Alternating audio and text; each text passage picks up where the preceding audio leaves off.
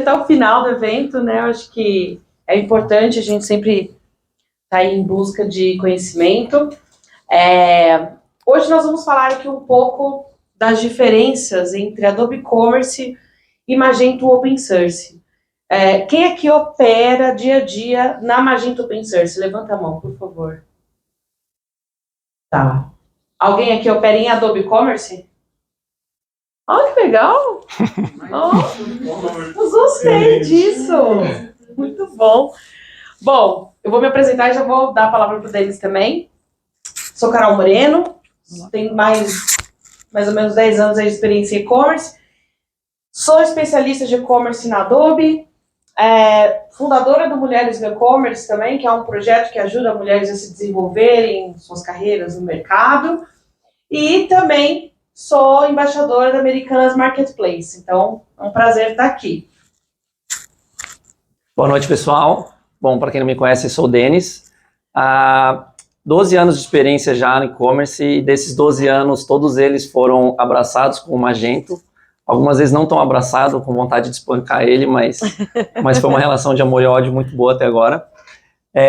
Sou especialista de e-commerce na Adobe. Com isso, consegui me tornar especialista também em Magento, enfim, antes até de Adobe. E como eu coloquei ali embaixo até, que eu acho interessante, que eu tive a oportunidade de participar, de interagir com o Magento, o Adobe Commerce, tanto como lojista lá, implementando operação, marketing digital, operação de vendas, logística.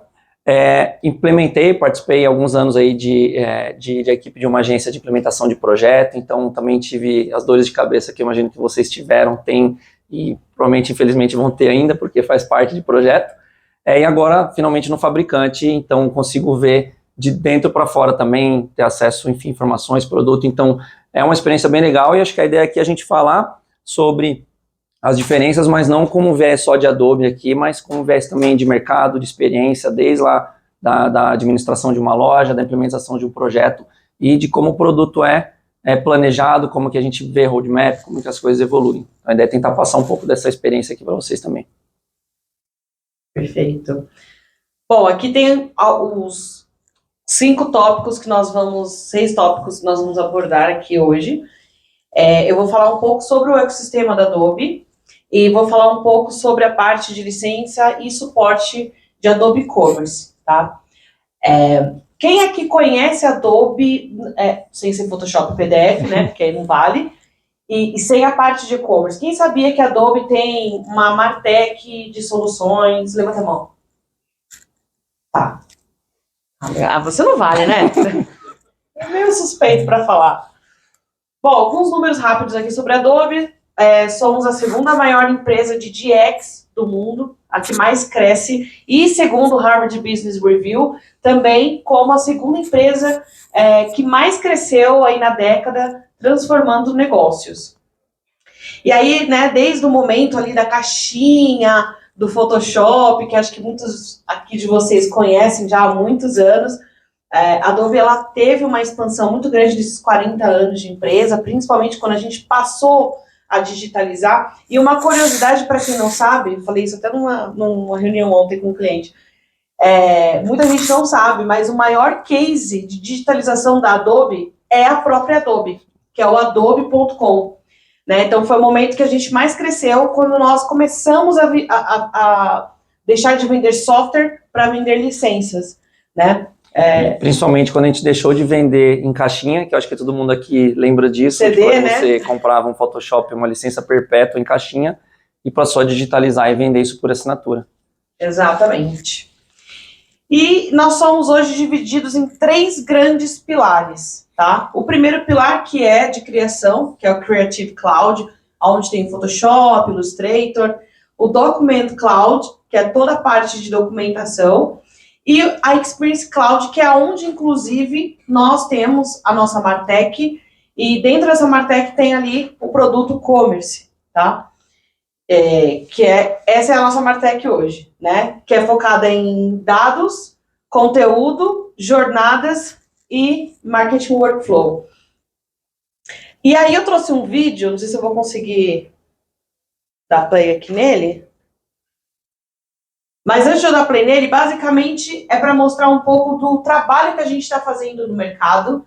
E é um vídeo bem rápido, engraçadinho, assim, acho que vocês vão gostar, mas que mostra como que o mercado está caminhando para cada vez integrar não só os dados transacionais, mas com os dados de comportamento e com, obviamente, usando toda essa ferramenta aí para personalizar, hiperpersonalizar jornadas. Então vamos lá. Esse daí tem PDF, né? PDF esse é o PDF, esse daí é um vídeo. Será que não vai funcionar? O PowerPoint não tá aí, né? É porque eu acho que tá em PDF. Vou ficar devendo pra vocês. Eu mando por e-mail pra todo mundo depois do vídeo, prometo. Eu faço apresentar de novo no Mac, gente. Alguém sabe? Peraí. Não, aqui, ó. Aqui no eu trouxe meu Mac, mas eu acho que não... Acho que aqui, vê se vai. Aí.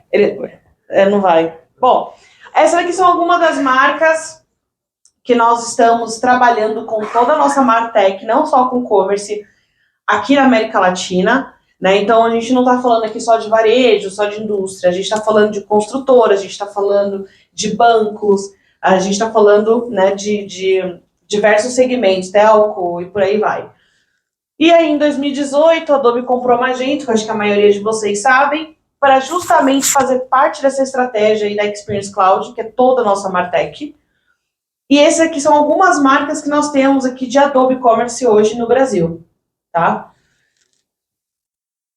Falando um pouco sobre essa questão de licença, né? Então, hoje, Adobe, a versão Cloud Adobe Commerce, que todo mundo conhece, nós temos um licenciamento anual, né? Que ele varia por faixa de faturamento e justamente, né, balizando ali para entender o quanto de hospedagem nós vamos dedicar, trabalhamos com servidores dedicados, né, para as empresas e com o suporte também, que é um suporte técnico. Isso é uma grande vantagem que já não tem hoje na Magento Open Source, que é esse suporte do e-commerce, com também o CSM, o VSM, né, que é uma pessoa que vai ficar ali focado no sucesso do negócio, e o Cloud Onboarding. E aí agora eu vou passar a palavra para a pessoa técnica aqui. Ele que veio dar aula, eu só vim só para pagar de bonita. É o Denis. Valeu, Carol. Pessoal, o que mais que está incluso dentro dessa licença, né? Além do suporte que a Carol comentou, que eu acho que é onde a gente fala dos diferenciais de fato, qual a diferença? Claro, a gente vai falar muito de funcionalidade, mas tem muito mais além disso, além de suporte, além de cloud, infraestrutura, enfim, a ideia aqui acho que é tentar deixar mais claro isso para vocês, caso vocês não conheçam. Então, a gente gosta de inventar termo, né? Então, eu trouxe aqui Intelligent Commerce B2X, que é isso. Na verdade, era mais para englobar tudo que a gente entende como uma maneira inteligente de, não só de quem está comprando, mas para quem tá vendendo. O que eu quero dizer isso? Obviamente, inteligência artificial, para eu recomendar um produto. Não porque eu estou acessando uma categoria, eu vendo celulares, eu sou cliente de uma loja de celulares, estou acessando a categoria celulares, não é porque eu sou interessado em um iPhone e eu preciso ver um iPhone talvez no começo dessa página, que para a Carol não deveria ser um Samsung, um Android. Isso é óbvio, acho que a gente escutou isso várias vezes aqui também, mas como que o Adobe Commerce vai, talvez de forma nativa ou de forma simples, fácil, dar esse ferramental para o negócio? Como é que eu vou entregar essa experiência personalizada? B2X, por quê? Isso a gente está falando aqui agnóstico a se o seu negócio é B2C, ele é B2B, ele é D2C, ele então deveria ser X2X, na verdade. Então, a ideia aqui é tentar mostrar um pouco de como essas ferramentas, esses recursos vão ajudar. Então, começando pela inteligência artificial, que eu acho que está mais do que claro que está no nosso dia a dia. A gente sabe que já tem muitas ferramentas dedicadas a isso no mercado, mas quando a gente fala de Adobe Commerce, isso já está embarcado na solução. E aonde ela está embarcado, né? Porque inteligência artificial a gente pode, desde uma recomendação de produto até um chat GPT ali hoje em dia, né? Então, a gente hoje já consegue fazer recomendações de produtos. Então, numa página de produto, eu vou conseguir recomendar, a gente vai falar um pouquinho mais do detalhe, a gente vai ter inteligência artificial na busca, a gente vai ter inteligência artificial na navegação de catálogo, de categorização, né? Só uma dúvida, quem usa isso já nativamente? Boa. Aí, tá vendo? Quanto o pessoal tem, mas não usa. Exato. Todo mundo que levantou a mão aqui para Adobe Commerce já tem isso daqui, viu, pessoal? Vocês deveriam estar usando. Então, na busca, onde a gente vai ter inteligência artificial? Vou ter inteligência artificial no resultado de busca. Isso é um ponto interessante, do resultado em si de ordenação a gente lançou super recente, então é algo que eu consigo, num termo específico de busca, ordenar por recomendados para você, mas talvez em outro termo eu quero ordenar por mais adicionados ao carrinho, então pode participar da estratégia de composição dessa jornada, e tudo isso na mão do time de marketing de negócio, porque a gente vai fazer isso tudo através do back-office, eu não preciso ir lá criar um ticket, encher o saco do time de TI para fazer esse tipo de coisa, porque a gente sabe que perde velocidade. A parte de recomendações de produto, então a gente consegue recomendar lá, quem viu também viu, quem viu comprou, quem comprou, comprou, e uma série de algoritmos específicos para páginas e momentos diferentes específicos da jornada do cliente. É legal que, bom, a imagem está pequena, mas uma das possibilidades de onde eu quero colocar essa vitrine é no Page Builder, vocês devem conhecer, então já a gente vai falar de Page Builder, que inclusive é uma funcionalidade que surfa essas duas versões aqui, então a gente tem ele já na versão open source, mas a gente vai ter ele em uma versão mais turbinada no Adobe Commerce, e aqui a gente já começa a ver isso, né? Eu já consigo levar a recomendação de produto com inteligência artificial lá para o Page Builder para eu clicar, arrastar e colocar onde eu quiser. Uma coisa muito interessante aqui, eu não sei se para quem usa já sabe ou para quem não usa é legal saber, acho que de imagem é uma coisa que a Adobe entende bem, né? Photoshop, Creative Cloud, eu não sei se vocês acompanharam o lançamento aí do Firefly, que a gente escreve o que quiser e ele gera uma imagem para a gente. Um algoritmo de recomendação que a gente tem aqui é por similaridade visual, então se eu estou comprando uma camisa florida, provavelmente ele vai recomendar outras camisas floridas por cor, formato, estampa, então são algoritmos todos na inteligência artificial. E falando até de roadmap, eu comentei também de esse do lado esquerdo, que é o que a gente já tem hoje, disponível na última versão, onde eu trago algoritmos para regras de pesquisa, mas a gente já tem agora para lançar esse ano ainda, algoritmos em navegação de catálogo, então numa categoria específica de celulares, talvez eu quero trazer recomendados para você, na categoria de blusas eu quero trazer mais adicionados ao carrinho, eu posso testando, pilotando e criando diferentes posições de sorting de produto, então eu estou navegando na mesma categoria que a Carol e com certeza a gente vai estar vendo produtos diferentes sem a gente ter que configurar isso na mão. Entrando um pouco na questão mais de personalização, como é que eu entro na homepage e vejo um banner diferente da Carol, mesmo eu não sendo usuário identificado? Como isso?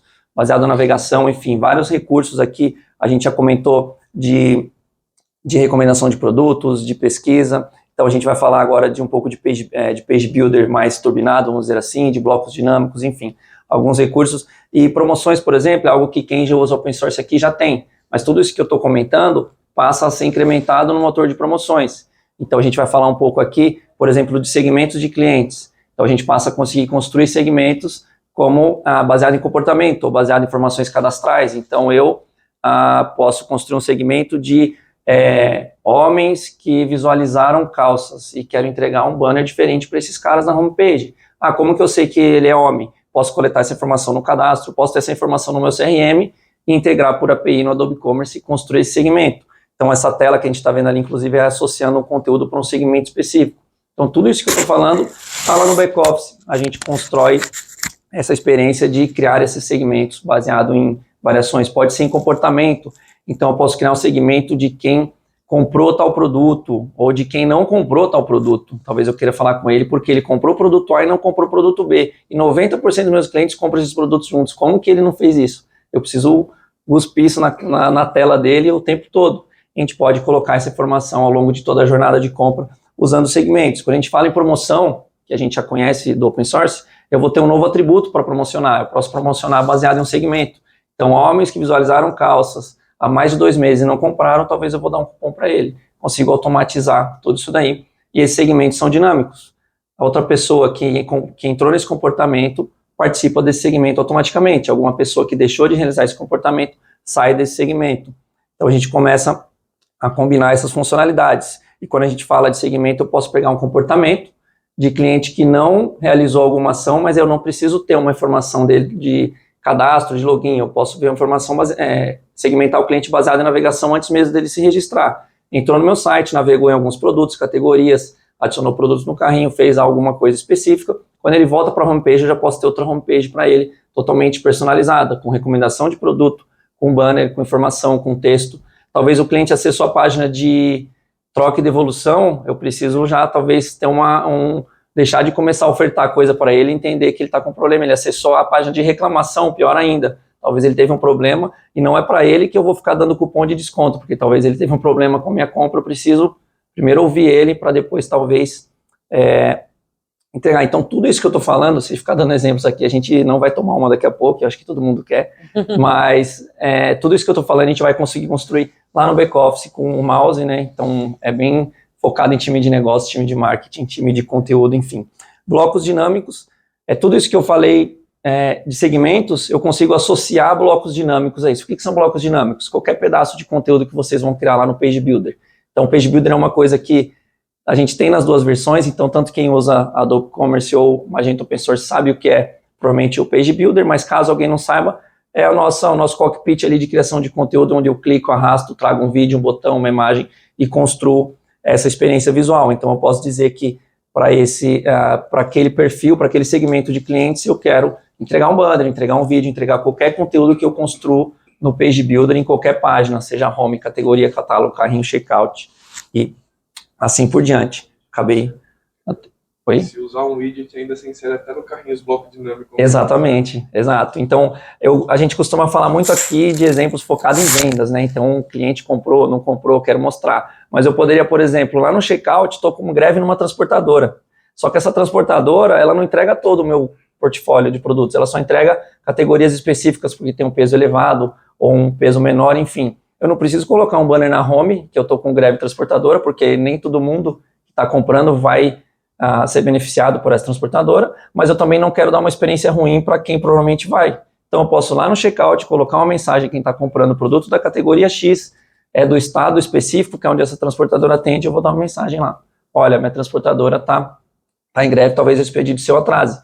Então eu estou falando com um nicho super específico, dando uma mensagem infelizmente negativa, mas eu não precisei ir lá para o meu TI e falar, olha, eu preciso colocar um banner no carrinho para essas pessoas. E também a conversão, né? Totalmente. Eu não deixo de desagradar quem vai ser impactado por isso, e eu não preciso dar essa mensagem para quem não vai, porque é uma mensagem negativa, eu não quero falar para quem não precisa ouvir isso. Então tem N casos de uso, mas é legal trazer esses exemplos fora do foco em venda, que o foco às vezes ali é em conversar com o cliente de uma forma específica, num momento específico. E tudo isso, novamente, que eu falei, por mais inacreditável que pareça, a gente consegue construir pelo back-office usando combinação de 4 ou 5 funcionalidades ali. E para concluir um pouco essa parte de experiência de conteúdo, a gente tem essa ferramenta que é muito bacana, que a gente chama de Content Staging. Ele nem está na visualização mais legal aqui, porque a gente consegue visualizar em linha do tempo.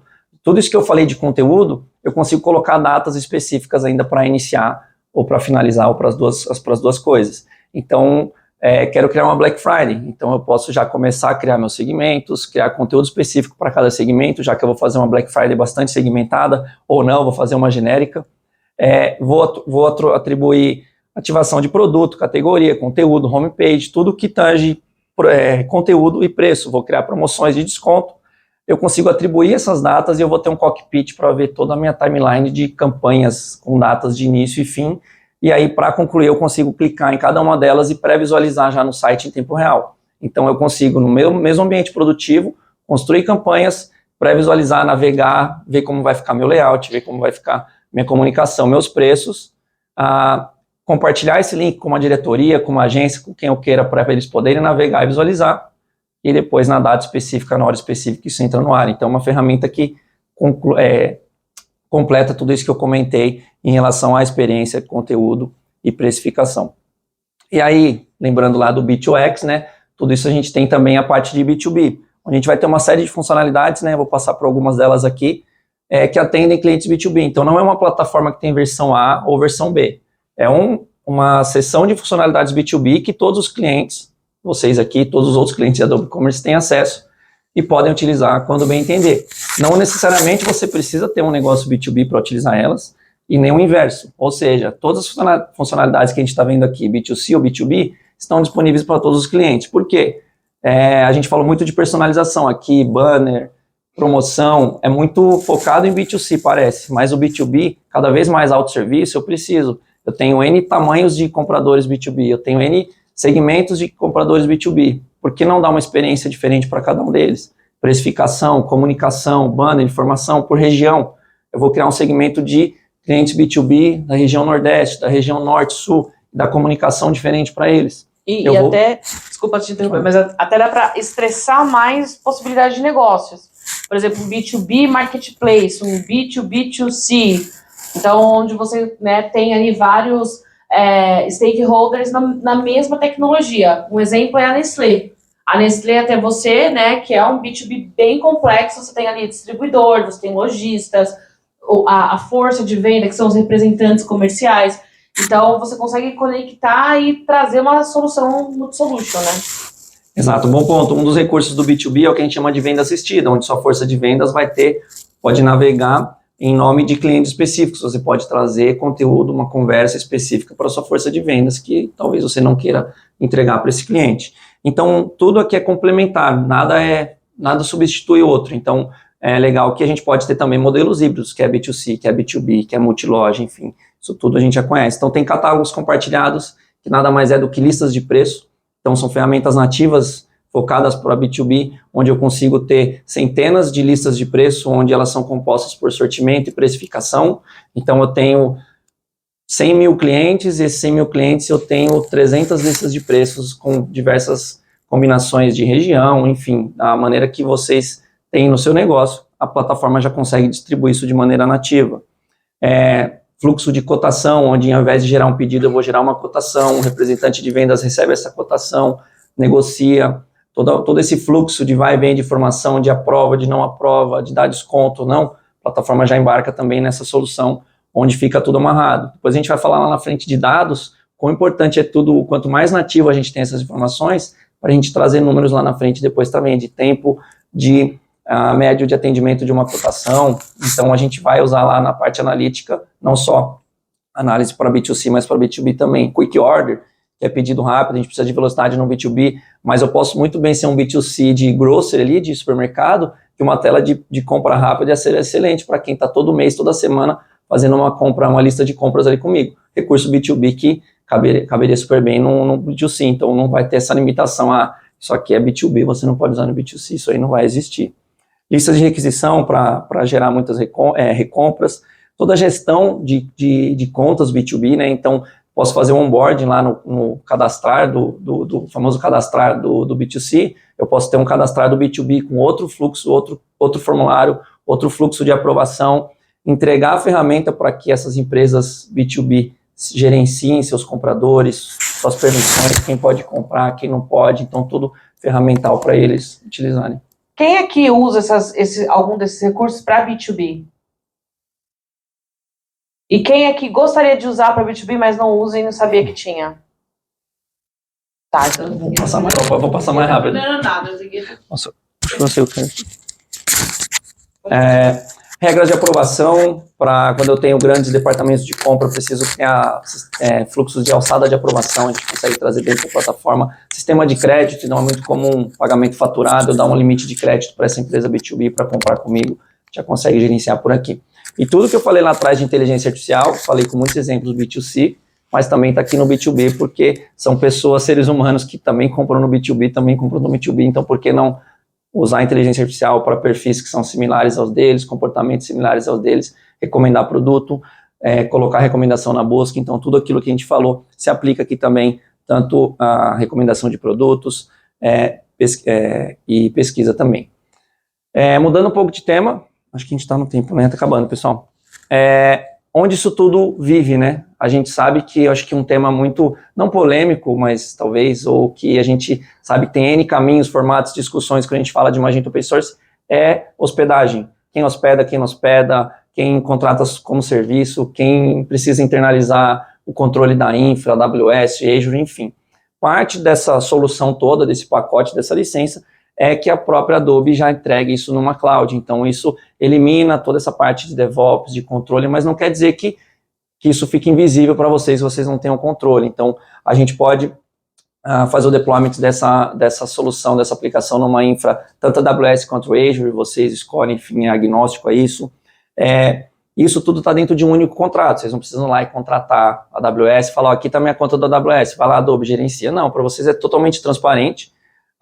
E lembra, né, a gente está dentro de casa, então são arquitetos Adobe que estão preparando aquela infra para que ela funcione da maneira tanto mais segura quanto mais performática para aquela aplicação que a gente conhece bem a fundo, né?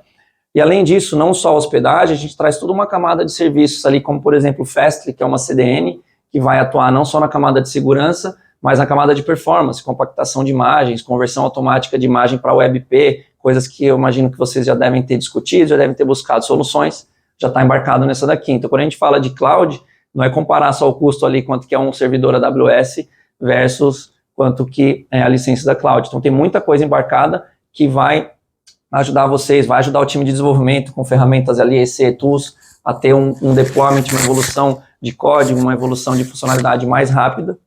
Então, enfim, tem uma série de itens, suporte que a Carol já comentou. Então, o suporte não é só da aplicação, é dessa infra também. Que mais? Acho que eu falei de tudo. E a New Relic, que para quem não conhece, é uma ferramenta de monitoramento de performance. Então, ela é uma das maiores de mercado. E, novamente, isso tudo, Fastly, New Relic, são soluções de mercado que estão embarcadas nessa licença para vocês, são transparentes a contratação. Mas não é por isso que vocês não podem utilizá-las. O Fastly vai estar lá para vocês configurarem configurações adicionais que fizerem sentido para o negócio de vocês. O New Relic, a gente vai usar o nosso time de suporte para monitorar a aplicação, mas vocês vão ter integração com gateway de pagamentos, vocês vão ter integração com gateway de fretes, integração com RP, vocês vão ter customizações próprias que vão manipular o código, e isso tudo é um ferramental para que vocês monitorem e percebam que eu estou com uma página lenta, ou que eu estou com uma integração lenta antes do cliente ter que ligar para vocês e falar, não estou conseguindo comprar. Então, dá para criar uma série de alertas, enfim. Então, é um ferramental muito rico também, por acaso, quem não use também utilizar. E aí, quando a gente vai lá para o universo do open source, são todas ferramentas que vão ter seus custos ali. Extensibilidade, né? Como que eu customizo o Adobe Commerce? Da mesma maneira que vocês customizam o open source, não muda, porém a gente tem maneiras adicionais. O que eu já falei ali de ferramental, que facilita evolução de código, pipeline, tudo isso que muitas vezes quando eu tenho um desenvolvimento interno ou um open source, eu preciso construir uma pipeline para controlar a versão, controlar código, executar testes. A galera mais técnica aí sabe o que é isso. Eu já tenho tudo isso nativo para que vocês somente utilizem, não precisem construir, né? E tem algo relativamente novo, a gente estava em beta no passado, esse ano já tem clientes utilizando e até ao longo desse ano a gente já tem todos liberado para todos os clientes, que é o que a gente chama de Composable Commerce, né, que é a maneira da gente estender, outras formas da gente estender funcionalidades do Adobe Commerce, integrações. Então, não sei se vocês já ouviram falar, como por exemplo App Builder, API Mesh, mas são camadas de... o App Builder, ele roda em cima do Adobe I/O, que é uma camada serverless. Então, mas eu já tenho open source e eu uso a AWS Lambda lá, né, ou Azure Functions. É o mesmo conceito, mas aqui está tudo dentro de casa, gerenciado pela Adobe, incluso na mesma licença, com integração nativa. Quando a gente vai para o universo paralelo, que vocês conseguem construir isso, já está a palavra, vocês precisam construir, manter, integrar, gerenciar. Então aqui são todos esses recursos já nativos. Então dentro do App Builder do Adobe I/O, eu tenho mais de 500 eventos já nativos do Adobe Commerce. Então eu quero integrar o pedido com o meu RP. Hoje, se a gente vai para o Magento, para dar um exemplo mais prático, se a gente vai para o Open Source, eu preciso construir um módulo, jogar esse código lá dentro da aplicação para realizar normalmente essa integração lá com o meu RP. Aqui eu consigo fazer isso dentro do App Builder. O App Builder é um serverless que eu vou conseguir construir isso com tecnologia que não precisa depender do framework do Magento, então eu consigo facilmente desenvolver sem conhecer Magento, sem conhecer a fundo a aplicação, eu consigo tirar isso de dentro da aplicação, tirar isso do core da aplicação. Então a gente tem ganho aqui de diversos lados. Se eu tiver um problema de integração, de performance, eu estou rodando isso fora, não impacta a minha aplicação. Se eu tenho um problema de conhecimento de tecnologia, estou rodando em Node.js, estou rodando em outra tecnologia que eu não preciso ter um desenvolvedor especialista em Magento aqui para fazer. Se eu vou atualizar a plataforma, eu não tenho mais um código de integração com o meu RP dentro do Adobe Commerce, estou rodando ele fora numa função serverless. Se eu tenho uma carga, eu preciso escalar, que é automaticamente, o serverless, que é o App Builder Adobe I/O, e o Adobe Commerce está lá focado em vender. Então tem uma série de ganhos, tanto técnicos quanto de negócio, que é algo novo. Eu não sei se... Quem aqui já conhecia essa abordagem nova do Adobe? Legal. Pessoal, a gente lançou no passado, mas foi destacado bastante no Summit, então eu recomendo muito vocês utilizarem, porque a gente está cada vez mais evoluindo isso. API Mesh, por exemplo, é um orquestrador de APIs, então eu também vou conseguir estender, modificar, customizar APIs, integrações, não só Adobe Commerce, mas com terceiros, sem eu precisar novamente ir lá no código. Pô, preciso mudar aqui uma integração com o meu motor de preços. Ele vai estar numa camada que você põe a mão a hora que você quiser, eu não preciso fazer um deployment lá na aplicação, tirar a loja do ar, ou ter perigo de corromper algo.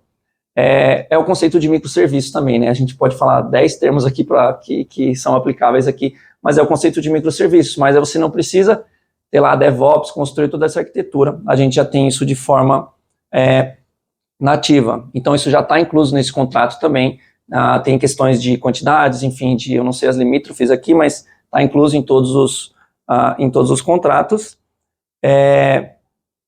então eu super recomendo enfim, conhecer isso daqui, estudar, buscar mais informações e começar a utilizar, testar, integrar, enfim, bastante interessante. Pessoal, a gente já está na reta final já, acho que mais 3 minutinhos aqui a gente já conclui. BI também, ele faz parte do pacote Adobe Commerce como opcional, então não sei se todos vocês têm, não sei se todos vocês usam, mas é interessante porque é um BI, enfim, todo mundo já deve conhecer, usar o Power BI, usar qualquer outro BI aí de mercado. É interessante porque ele já está totalmente integrado no Adobe Commerce, então ele já vem com vários relatórios, análises específicas do Adobe Commerce, mas ele permite que vocês integrem com o RP, com outros sistemas, qualquer outro tipo de informação de dados, tanto para receber quanto para enviar, compartilhar. E o que eu gosto de destacar aqui, quando a gente fala em BI, a gente fala muito em dashboards para colocar na televisão, para mostrar para a diretoria, enfim. Mas a gente sabe que a galera da operação, de marketing, está sempre ali, preciso de um relatório com essa informação aqui, para eu fazer um estudo, ou para eu fazer uma campanha, ou o time de logística precisa de um relatório com os pedidos atrasados, que estão com status X, e ainda não dá a previsão de entrega menor do que hoje, e está aqui no CD ainda, eu preciso dar uma prioridade para esse cara. Normalmente, como a gente faz isso? Vai para o TI, eles vão fazer uma query SQL, construir esse relatório e devolver. Isso aqui, tudo que eu falei, está dentro de um BI, onde a gente vai clicando ali, drag and drop, construindo esses relatórios. Então, é uma ferramenta muito poderosa para a operação também. Então, você entrega o ferramental conectado no Adobe Commerce, já com todos os dados que a gente tem lá. Então, eu não vou ter nos relatórios nativos, por exemplo, mas eu quero analisar a devolução. Eu tenho a tabela de RMA, que já está pronta, integrada. O cara só cria um filtro e puxa ela. Então, por último, era mais mostrar um pouco disso tudo que eu falei, numa forma de comparação de custo, né? Então, comparar o custo é complexo, porque tudo isso que eu comentei está dentro de uma única licença, que é o Adobe Commerce. Então, você vai ter custo, se a gente for pensar aqui em algumas grandes etapas, eu vou ter o core das duas plataformas, que são o mesmo, mas não de funcionalidades, core a nível de framework, de estrutura, de arquitetura de código. Aí a gente vai ter uma série de funcionalidades, inteligência artificial, recomendações de produto, B2B, a gente vai ter BI, toda a parte de hosting, mais New Relic, mais Fastly, essa questão de microserviços que, com certeza, ela vai ter uma aderência muito forte, então são custos adicionais. E aí, por último, a gente tem, de fato, a custo que existem nas duas, que é a implementação e customização, mas a gente consegue ver que a customização no Adobe Commerce ela acaba sendo bem menor. Então, acho que esse era um pouco dessa visão, né? É tudo isso daí, porque parece bastante coisa. Na verdade, é mais do que isso daí, então tem uma série de outras funcionalidades que já são nativas, mais focadas em B2B, mais focadas em B2C, em ambos. Parte técnica eu passei super rápido naquele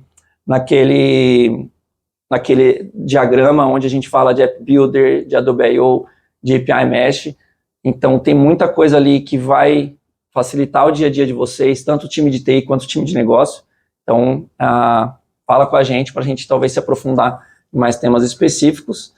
E novamente sobre esse tema aquele diagrama de integrações, pessoal mais técnico, a gente lançou muita coisa agora no Summit. Então, eu super recomendo vocês consumirem os materiais lá, pesquisa por App Builder lá, Adobe Commerce, tem muito conteúdo bacana e já está disponível para usar, já começa a brincar, fazer teste, porque vai ajudar vocês. Carol, quer adicionar alguma coisa? Falar uma coisa muito importante. Obrigada, pessoal. Obrigado, pessoal. É isso.